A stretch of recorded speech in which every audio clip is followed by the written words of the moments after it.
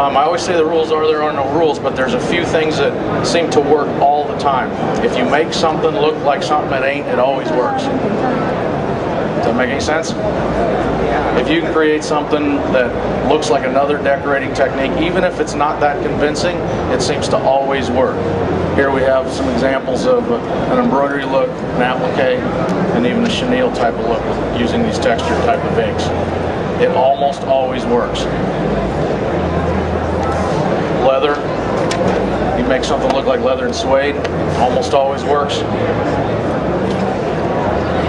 More leather and suede. The HD clear is awesome for ice crystals and making things look like frost or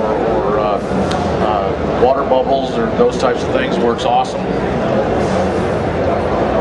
The foils with a foil adhesive, we're using an HD clear. I'm sorry about the tight quarters here. Always works pretty well. You've got a coin here. But there's your all-over type of seam-to-seam type printing. So unless you brought that $250,000, you're going, yeah, but I got to figure out how to do that right now. If you look closely at this print, you'll find that it's going sleeve to sleeve, but if you look real close, everything besides the one color is actually inside of 16 inches. So we do more of a treatment with something like this where we might take our if we ran retensionable frames, we could take our long ends, take two of them and make a big frame, right? So we don't even have to buy any frames. Or, in this case, I can run the top half on top of the pallet, like M&R's doing on their Alpha 8, and then I can run the bottom half as well on top of the pallet. And if you look closely, that's the bottom half. I can move that down, so my 5X's have it all the way to the tail, and I keep moving it up so that my ladies' shirts are in the same position. The cool thing about this, we print that on top of the pallet, run it down the dryer, it's more like a treatment, a background treatment. And then we can print everything else inside of that 16 inches, auto or manually or however we want to do it. But it appears to be a huge print, and we can make this thing into, if we're on a 5X, we can make it a 30-inch looking stroke. And really, we don't have to have 5 colors all the way out here. It still has that kind of look or that same feel that we're trying to do. I'll pass this around too. And then this piece over the seams, we go on women's or kids' shirts, we can get an all-over print with a standard size palette. So if we're working for, go ahead and take that. If we're working for a kids organization or a women's organization, we don't have to print 30 inches because the shirts aren't ever going to be that big either. So we have a little bit more flexibility than you might think. That's a fashion soft. That'll lead me right into this. To get a soft hand, you don't necessarily have to use water-based. Nothing wrong with water-based. We live in Colorado, and in many instances it's a real dry climate, so water-based is more difficult sometimes because of the drying of the screens. So sometimes we'll shy away from it if we don't have to. And the Fashion Soft, the Epic Fashion Soft, is a wonderful ink base that you actually can add pigment or already ready for use ink to, and get a really soft hand out of it.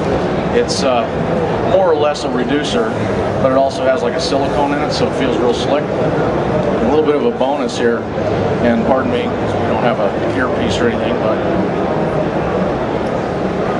we get this tone-on-tone look without actually having to change our ink colors. So we always tell our customers, no charge for the ink changes. Pass those around if you would.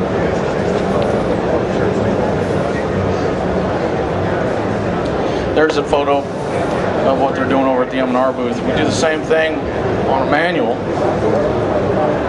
like what they're doing at the Ryanette booth.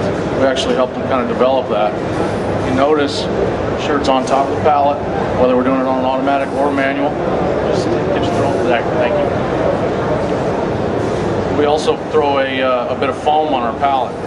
so that our seams have a place to go when we print over the top of them. Now, we used to refuse to print over seams 20 years ago because it looked terrible, right? Well, if you look at the stuff at retail, 95% of it does look terrible.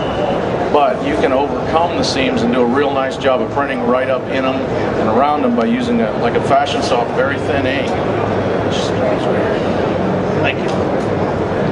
And also adding like we use a neoprene or a wetsuit material.